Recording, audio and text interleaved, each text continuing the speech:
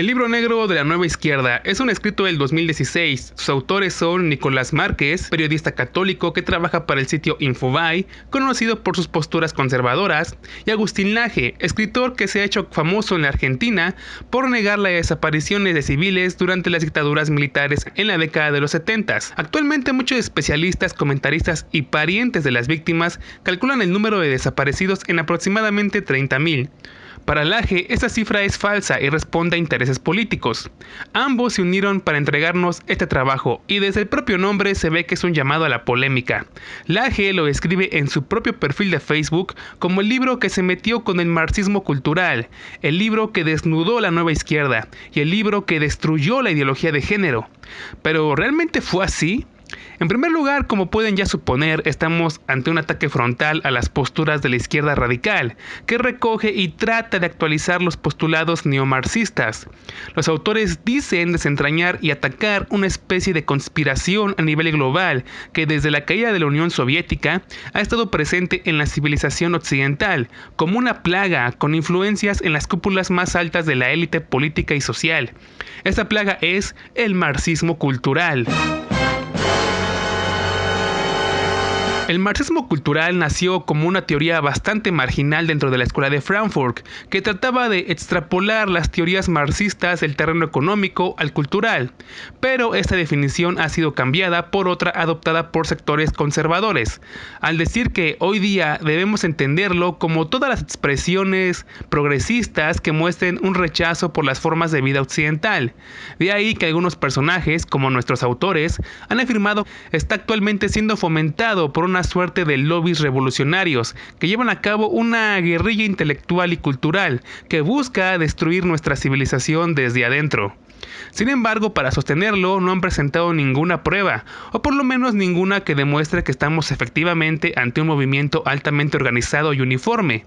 Esta teoría ha sido fuertemente criticada e incluso Wikipedia la define como una teoría de la conspiración, lo que es lo mismo una mera hipótesis paranoica que se excede en sus conclusiones sin presentar ninguna prueba fehaciente. Al lado de otras muy populares, como que el gobierno es regido por reptilianos, o que Elvis Presley está vivo.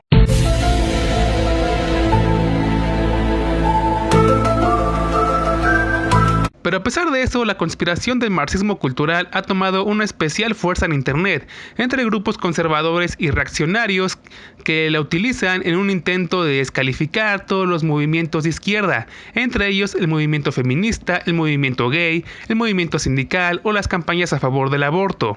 Todas entran perfectamente en el marxismo cultural, o por lo menos el libro negro de la nueva izquierda lo cree así, y trata de fundamentarlo con una serie de pruebas que, como veremos a continuación, son en el mejor de los casos dudosas e incompletas y en el peor distorsionadas. Pero venga ya, vayamos al mero asunto. El libro se divide en dos partes, la primera escrita por Laje titulada Postmarxismo y Feminismo Radical y que a título personal considero mucho mejor en comparación con la segunda parte, Homosexualidad Cultural de Márquez. El libro inicia exponiendo rápidamente y de forma muy resumida las teorías de Carlos Marx y Federico Engels. Posteriormente, ya entrados en tema, Laje remonta su teoría de la conspiración hasta Lenin, el creador de una corriente dentro del marxismo conocida como marxismo-leninismo, que combinaba las teorías económicas y filosóficas de Marx con el pragmatismo político de Lenin. Esta vertiente es una de las más conocidas y estudiadas debido a que ya en plena dictadura soviética, Stalin la convirtió en la ideología oficial del Estado. Durante la Revolución Rusa, explica Laje, Lenin se vio enfrentado a un obstáculo teórico. Marx había predicho que la revolución comunista solo se podría llevar a cabo en países altamente industrializados, donde el proletariado presentara la mayor parte de la población. Esa era la principal característica de una sociedad capitalista lo suficientemente evolucionada para dar paso a la siguiente fase, el socialismo. Sin embargo, a principios del siglo pasado, Rusia distaba de ser un país con un capitalismo de avanzada. Su industrialización era mínima y la población era, en términos numéricos, abrumadoramente campesina.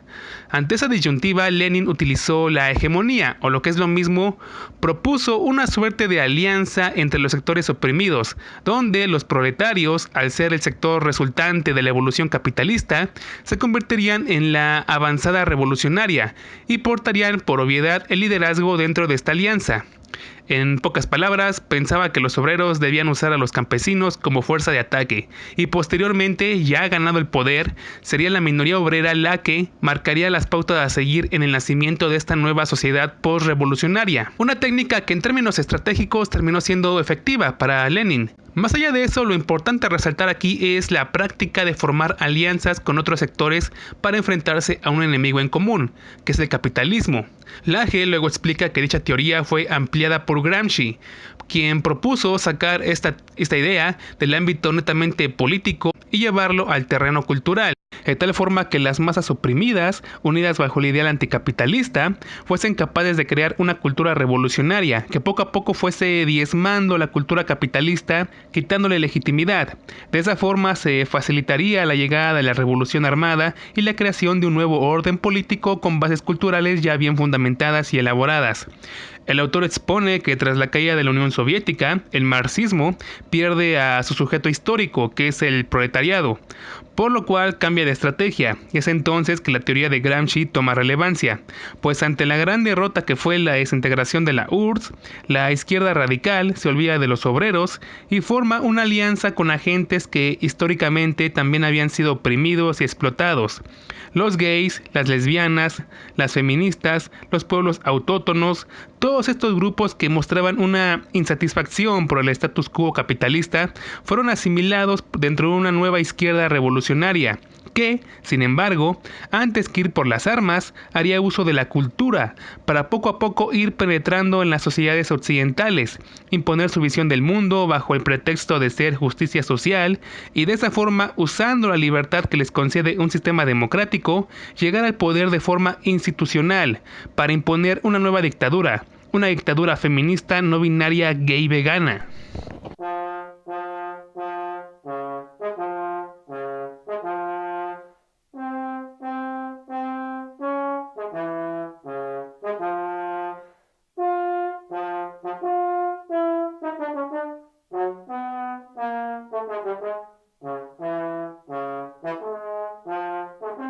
Sea como fuese, suponiendo que esta teoría fuese cierta, y no la estoy negando, por lo menos no la estoy negando por completo, y que estos nuevos sectores radicales, dictatoriales, tengan como estrategia llegar al poder no por la vía armada, sino la democrática, pues debemos concluir que eso simplemente no les está funcionando para nada. Y eso se los puedo afirmar basándonos en los ejemplos que el propio libro nos da. Y mira que ya llevamos casi 30 años de eso. Porque según Lage, este proyecto se inició inmediatamente después de la caída de la URSS. Pero de eso hablaremos un poco más adelante. Por el momento, mi primer problema con el libro viene de la forma en la que Lage expone su análisis, más no con el análisis en sí. Su idea de que un grupo de personas puedan forjar alianzas para ir conquistando posiciones gubernamentales e imponer sus propios intereses es, de entrada, la dinámica básica de cualquier sistema democrático. Todos los partidos políticos hacen uso de esa estrategia.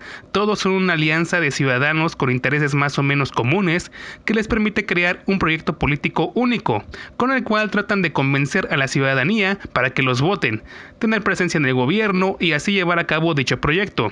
Y estoy seguro de que no todos los políticos han leído a Gramsci. Efectivamente, el peligro de la democracia es real. Ante una ciudadanía ignorante y fácilmente manipulable, es posible que un sector radical que en un principio era minoritario pueda ir ganando adeptos e incluso llegar a los puestos políticos más altos. Pero como dijimos, en su generalidad, esta idea no es ni por asomo exclusiva de la izquierda, y de hecho la derecha radical también la ha usado de forma muy efectiva. Recordemos por ejemplo el nombramiento de Hitler como canciller de Alemania, que fue resultado de un proceso netamente democrático, donde el partido nazi pudo ganarse la población. Venga, incluso la Asociación de Judíos de la Nación Alemana pidió en el 33 el voto para Hitler. De igual forma, otros movimientos y partidos de extrema derecha con tintes a todas luces totalitarios también hacen uso de este plan maestro marxista en la actualidad. Ejemplos claros son el partido griego Amanecer Dorado, de ideología neonazi, fascista, xenófoba y supremacista, que luego de una enorme crisis económica nacional logró un despunte nunca antes visto, llegando a ser la tercera fuerza política en su país. No vayamos más lejos, en Francia, la política de ultraderecha Marine Le Pen, respaldada por el partido Frente Nacional, llegó a la segunda vuelta en las elecciones presidenciales del 2017, ganando más del 30% de los votos. Todo esto se los digo para que vean que Lage no descubre el hilo negro de nada en esta primera parte del libro. Su dichosa estrategia es y ha sido utilizada tanto por la izquierda como por la derecha. En el segundo capítulo de esta primera parte se centra en el movimiento feminista, haciendo un rápido repaso por su evolución histórica y diferenciando sus tres grandes etapas u olas, mostrando una simpatía por la primera, a la que Lage llama el feminismo sufragista, siendo más receloso de la segunda y rechazando por completo la tercera, la cual adoptó como bandera la teoría de género, una teoría que propone que, de acuerdo a Lage, que la identidad sexual y los roles de género del ser humano son construcciones estrictamente culturales, completamente independientes de la realidad biológica de cada individuo. Es decir, que aunque alguien haya nacido como hombre, eso no quiere decir que cultural y socialmente sea un hombre. Cada quien puede construir su identidad sexual a partir de la nada. Yendo más allá, hay algunos locos que sostienen que incluso el sexo biológico es también una construcción social. Alright, so let's say that you're trying to be a good ally to trans people and you heard that sex and gender are two different things. Sex is biological and gender is a social construct. That's not entirely true. Sex and gender are two different things, but they're both partly social constructs, just in different ways. It's time to stop! It's time to stop, okay? No more! Where the fuck are your parents? Lages hasta ahora nos brindó el desarrollo histórico de esta conspiración y nos desmenuzó su pensamiento. Sin embargo, el problema aquí reside en la incapacidad del autor para dimensionar el poder real de estos extremistas, que en honor a la verdad son apenas una minoría completamente marginal e ignorada dentro del amplio movimiento que es la izquierda política. En la posmodernidad, cualquier persona que esté dispuesta a exhibir su estupidez y su ignorancia, rápidamente es recompensada con volverla un fenómeno viral y tener presencia en varias partes del internet. Pinche sistema pendejo retrógrada. Lage no solo no nos aclara que sus ataques se limitan a un pequeño grupo dentro del feminismo y de la izquierda, sino que asegura que estas ideas son ahora la nueva hegemonía, no del feminismo, sino de la izquierda en general. Así pues, empecemos de una vez. ¿Cuáles son los ejemplos ofrecidos por Lage? ¿Por qué son expuestos de forma mañosa? ¿Y por qué prueba que su hipótesis central es una teoría de la conspiración? Bueno, Lage empieza dándonos el ejemplo de 4 colectivos feministas activos en Argentina. El primero, que de hecho el propio autor llama uno de los más relevantes, tomen nota, relevantes, se trata de la organización Pan y Rosas, que es un apéndice del Partido de Trabajadores Socialistas. Y ya sé que eso, si te lo pones así, pues uno dice pues que ahí está, Pan y Rosas, patrocinado por un partido socialista, marxismo cultural, ya invadiendo Latinoamérica. Bueno, no sé cuál sea el proyecto político de este partido, no sé cuáles sean sus objetivos específicos, nunca me lo dicen, pero pues es socialista, feminista, hasta tiene el puñito ese morado. Partido de Trabajadores Socialistas, o PTS, en realidad es un partido sumamente minoritario, sin ningún peso de importancia en la vida política de Argentina. Si observamos sus resultados electorales, vemos que nunca han sido positivos o significativos. En el caso de las elecciones presidenciales, su mejor momento fue en 2015, cuando consiguieron captar apenas un 3.23% de los votos totales, y eso fue mediante una coalición conocida como Frente de Izquierda de los Trabajadores, que además del PTS también unifica a otros 2 partidos, Partido Obrero e Izquierda Socialista, además de un número indeterminado de asociaciones civiles. Es decir, que este diminuto 3% no lo consiguió solo, sino en alianza con otras organizaciones políticas. De hecho, la única vez que el PTS compitió en solitario en las elecciones, no pudo ganarse ni siquiera el 0.3% del electorado. Más allá de la competencia por la presidencia, la coalición en su conjunto no tiene ningún senador y apenas ha podido posicionar a 3 diputados de un total de 127. Si revisamos el programa político del Frente de Izquierda de los Trabajadores, observamos que, conscientes de su situación, más que un proyecto de nación, estos 27 puntos son una serie de demandas y exigencias, y la única que hace mención a la temática sexual es el número 17, donde dice que se oponen a la explotación sexual. Y Laje de ahí podría interpretar que hace alusión al deseo de destruir el modelo de familia occidental por ser considerado una organización patriarcal jerarquizada. Pero el asunto es que eso sería efectivamente eso, una simple interpretación. El párrafo en general es muy vago y no permite sacar conclusiones certeras. Así que dimensionemos esto. Pan y Rosas es un apéndice de un partido minoritario que es parte de una coalición con muy pero muy poca relevancia política. Y aún así Laje nos dice que esta organización es una de las más relevantes. Yo no sé ustedes, pero yo no le veo la relevancia real. Después pasa a darnos otros ejemplos. La Revuelta y la Fulana son dos de ellos. Nuevamente organizaciones que si nos metemos a los sitios oficiales y de Facebook, vemos que no son de ninguna forma un poderoso lobby con gran influencia. Son apenas un pequeño grupo de mujeres que luchan por buscar espacios para promocionar sus ideas, las cuales pueden ser radicales o no, pero, y aquí Laje estará de acuerdo conmigo, no se les puede negar en cualquier sociedad democrática la oportunidad de expresarlas. Donde el autor ve una red de células potencialmente terroristas unificadas bajo un malévolo plan estratégico de dominación mundial encubierto bajo la fachada de pequeñas organizaciones civiles e independientes, quizás, no lo sé, solo haya pequeñas organizaciones civiles e independientes.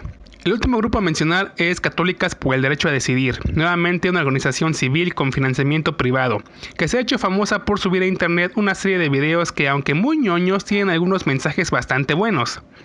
El libro nos dice que esta organización es dirigida por casi una especie de agentes encubierto que se hacen pasar por católicas, cuando en realidad son unas pervertidas que promueven la ideología de género, el marxismo cultural, el aborto y todo ese tipo de cosas. Les voy a poner un video, les voy a poner un extracto de uno de los videos de los que ya les hablé.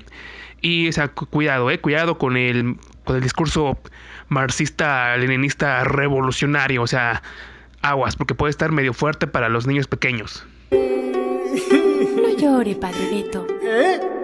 Deje de condenar a la gente por todo. Jesús dijo que las normas no pueden estar por encima de las personas. ¿Quiere que la gente regrese? Abra las puertas de la iglesia. No, o sea, wow, sos terrorista, ¿no? O sea, marxista más no poder, o sea, ni Pol Pot se atrevió tanto. Laje las ataca en primer lugar por decir que si defienden el aborto no pueden ser católicas debido a las propias reglas de la iglesia, cosa que de hecho es falsa, pues el Papa Francisco ya retiró el mandato que exigía excomulgar a cualquiera que se practicara un aborto. Pues como saben, aparentemente en esos asuntos Dios cambia mucho de opinión. El asunto aquí es la forma tan gratuita en que Laje mete a Católicas por el Derecho a Decidir en la misma bolsa que la Revuelta o Pan y Rosas, siendo que todas estas organizaciones siempre han trabajado de forma independiente, nunca han forjado una alianza formal o hecho algún pronunciamiento en conjunto. No existe ninguna relación entre ellas más allá de pequeños puntos de acuerdo a nivel ideológico, pero eso es todo. Laje no demuestra o no nos presenta ninguna otra prueba o documento que nos identifique que efectivamente las cuatro trabajan con una agenda en común secreta.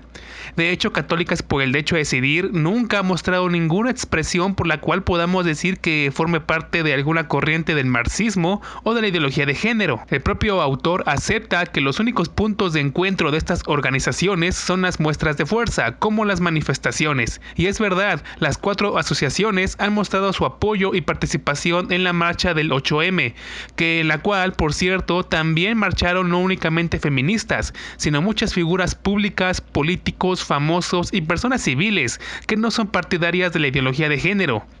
Por último, Laje asegura que estas organizaciones son patrocinadas por radicales izquierdistas proabortistas de élite y nos da el ejemplo de Warren Buffett. Sin embargo, investigando la noticia que el propio autor nos damos cuenta que dicho empresario, en el caso de Argentina, solo ha patrocinado al grupo más conservador mencionado, que es por supuesto Católicas por el Derecho a Decidir, el cual, olvidaba mencionar, tiene en su sitio oficial una serie de encuestas realizadas en México, donde se ve que una abrumadora cantidad de gente que se denomina a sí misma católica están a favor del aborto.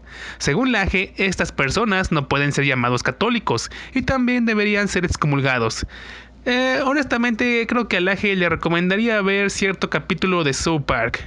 Bueno ya, es demasiado. Ustedes han perdido contacto con el mundo exterior. Sentados aquí con su Gelgamex y su araña reina y nada de eso está relacionado con ser católico. Pero el sagrado documento de leyes dice que... ¡A la mierda con el sagrado documento de leyes! Como vemos, Lajes ya hizo una relación entre el movimiento feminista y el movimiento pro aborto, y efectivamente ambas causas han estado a lo largo de la historia bastante ligadas, pero luego también relaciona el feminismo con el así llamado activismo pedófilo, que es un movimiento que busca que se reconozca las relaciones sexuales entre niños y adultos como una orientación más a la par de la homosexualidad y la heterosexualidad, que sea descriminalizada y sea reconocida institucionalmente. Ahora, ¿existe dicha relación? La respuesta es más compleja que un simple sí o un simple no. A lo largo de la historia del activismo pedófilo, sus defensores han comparado su lucha con el activismo gay. De igual forma, un número muy reducido de activistas gays, que no sé si podríamos darles el nombre realmente activistas, han mostrado un apoyo a la legalización de la pedofilia, pero esta alianza es nuevamente apenas visible, extremadamente aislada, minoritaria, y de la cual una abrumadora mayoría de activistas gays se desentiende por completo e incluso la rechazan, especialmente después de que hace unos años el Vaticano relacionó la pederastía con la homosexualidad, a lo cual el presidente de la Federación Estatal de Lesbianas, Gays, Transexuales y Bisexuales respondió que la pedofilia no tiene nada que ver con la homosexualidad ni con la heterosexualidad, sino que es una relación de dominio, y de eso último sabe mucho la jerarquía católica.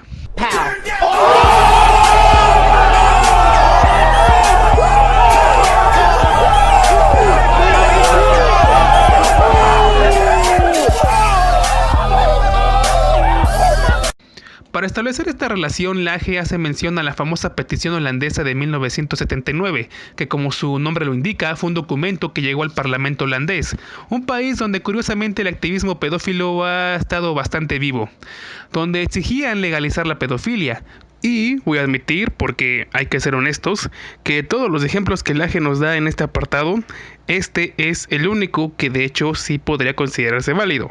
En esa petición lanzada al Parlamento holandés, efectivamente hubo un grupo homosexual, que de hecho es uno de los más importantes de Holanda, y un grupo feminista, y gran parte de los firmantes eran partidos de izquierda que aceptaron y apoyaron esta iniciativa. Fue durante los 80s, una época en la que curiosamente el activismo pedófilo tuvo ciertos progresos antes de caer estrepitosamente en los 90s. Sigue siendo un caso aislado que sigue siendo insuficiente para apoyar esta teoría conspirativa, y curiosamente quiero recordarles que entre los firmantes de esa petición también había un sacerdote por radio. Eso es muestra también de que todos los sacerdotes apoyan la pedofilia. Laje diría que no, pero sí es muestra de que si una organización que ya está en total decadencia, como la COC en Irlanda, apoyó la pedofilia hace 40 años, sí es muestra de que en la actualidad todos los activistas gays apoyan la pedofilia. Esa es la lógica del Laje. Los circuitos gays que han apoyado la legalización de la pedofilia, apenas podremos mencionar un ejemplo, específicamente COC Nederland, organización LGBT que en los años 80 declaró que la liberación sexual gay vendría de la mano de la liberación sexual infantil. Es necesario aclarar que la COC desde entonces no ha hecho más declaraciones al respecto, y de hecho ha atravesado una enorme crisis que le ha costado muchas críticas, debido a que se le considera una organización invisible, es decir, sin una auténtica presencia o poder de convencimiento en la sociedad. Finalmente, la Asociación Internacional de Gays y Lesbianas, que es la federación más importante en lo que activismo gay se refiere a nivel mundial, prohibió entre sus filas a cualquier asociación homopedofílica. Laje luego hace mención del famoso partido pedófilo que fue legalizado en Holanda, Caridad, Libertad y Diversidad. A primera vista esto podría escandalizar a muchos. Un partido pedófilo en un país del primer mundo, marxismo cultural, está en un paso de destruir la sociedad. ¿Alguien, por favor, quiere pensar en los niños? Pero es que Laje solo lo menciona de pasada y no lo desarrolla, pues si lo hubiera hecho, hubiera tenido que mencionar que el dichoso partido solo contaba con 3 míseros miembros. Fue formado en 2006 y tuvo que desintegrarse en 2010 al no poder juntar ni siquiera 600 firmas para poder competir en las siguientes elecciones. En todo esto, ¿dónde estuvo este poderoso y dichoso lobby marxista propedofílico? Pues solamente en la cabeza de Lajes. Ahora pasamos a las notas escandalosas y los clickbaits que a Lajes le encanta sacar durante sus debates televisivos, cuando trata de demostrar los logros del marxismo cultural en materias judiciales. Específicamente nos da 3 ejemplos, 2 en Suecia, donde se presentaron proyectos de ley, uno para que los hombres orinaran sentados y otro para que autorizara el incesto y la necrofilia o sexo con muertos. Porque sí, aparentemente el marxismo cultural también tiene a los necrófilos entre sus filas, por alguna razón. Y otro en el llamado País Vasco, que buscaba prohibir el fútbol en el patio de recreo de las escuelas. El caso es que si buscan en internet verán que las únicas notas que hablan sobre esto provienen de sitios de noticias sensacionalistas que fueron escritas hace años y ya, no hay nada en la actualidad que nos diga qué pasó con esos proyectos de ley. ¿Saben por qué no sabemos qué pasó? Porque no pasó nada. Nadie los tomó en serio. Nadie tomó en serio estas peticiones. Nadie las discutió. Si se presentaron formalmente, fueron ignoradas y olvidadas. Para mis amigos paisanos de México, ¿ustedes sabían que en 2009 en el estado de Sonora se presentó una iniciativa de ley que, y cuidado con la conmoción, quería prohibir la venta de cerveza fría? ¿Se prohíbe el alcohol en Springfield?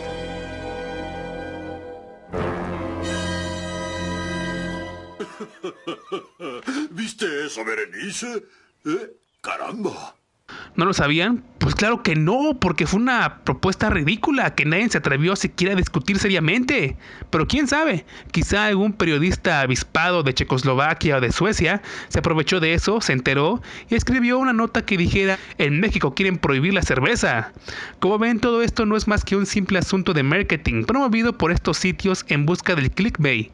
Pero Laje le da un peso e importancia a estos eventos aislados que no corresponden con la realidad.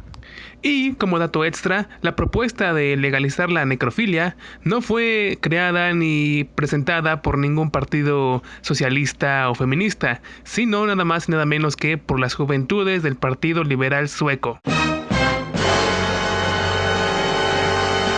Otro ejemplo expuesto por el libro y que les encanta a estos grupos conservadores fue el desafortunado informe Cyberviolence Against Women Report, escrito por las radicales Anira Sarkeesian y Chelsea Ban, no sé si así se pronuncia y honestamente no me importa, donde hacían un muy superfluo y ridículo análisis del machismo en internet y proponían una serie de medidas restrictivas para detenerlo, es decir, censurar internet. Y esto es serio, chicos, el informe fue presentado nada más y nada menos que en la ONU, pero considerando que fue brutalmente criticado por toda la comunidad de internet, por los propios miembros de la ONU, y que de hecho la Unión de Telecomunicaciones de las Naciones Unidas posteriormente se disculpó por el informe, aceptando que tenía numerosos fallos y quitándolo de su sitio de internet, yo no diría como lo hace Laje que la tal Anita anda paseándose por la ONU mientras pide que censure internet, cuando de hecho fue ridiculizada a nivel mundial por proponer eso. ¿Dónde estaba este impresionante lobby? Me sigo preguntando. Otro supuesto ejemplo contundente de cómo el marxismo cultural está invadiendo nuestras vidas, según Laje, fue el caso de un pequeño pueblo francés, donde supuestamente ante las presiones de grupos feministas fue prohibida la palabra mademoiselle. Y de nuevo, para no variar, esta información distorsiona por completo los hechos. El gobierno no prohibió la palabra, solamente la quitó de sus documentos oficiales. Y ya, o sea, eso fue todo. Que la gente de ese pueblo puede seguir diciendo mademoiselle sin temor a ir a la cárcel. Pero esperen. ¡Aún hay más! ¡Oh! Guardé lo mejor para el final. No voy a extrañar que Laje esté en contra del aborto. Y como ya es costumbre, todo lo que él rechaza automáticamente cae bajo la sombra del marxismo cultural. En este caso menciona un caso bastante curioso.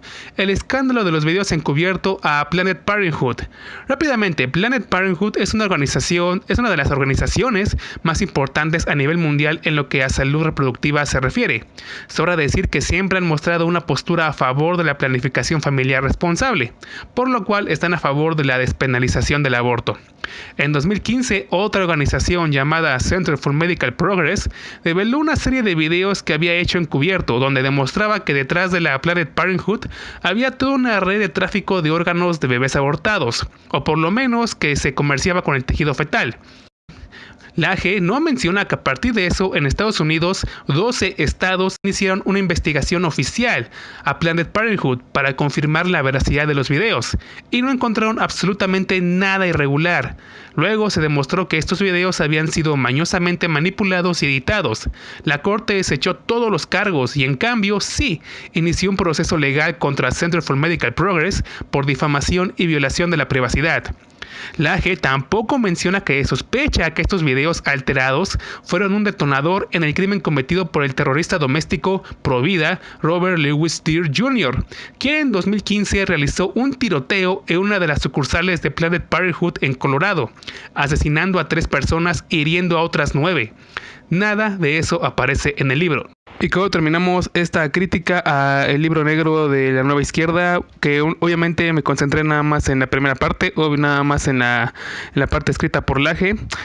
Si les gusta el video, si les dan like, si comentan, pues me animaría a hacer la segunda parte, porque créanme que si Laje mostraba estos fallos, esta forma tan mañosa de presentarnos los hechos, el escrito de Márquez es incluso peor. Por lo menos Laje tenía cierta lógica, como que trataba de fundamentar sus conclusiones de cierta manera, pero Márquez no, o sea, nada horroroso.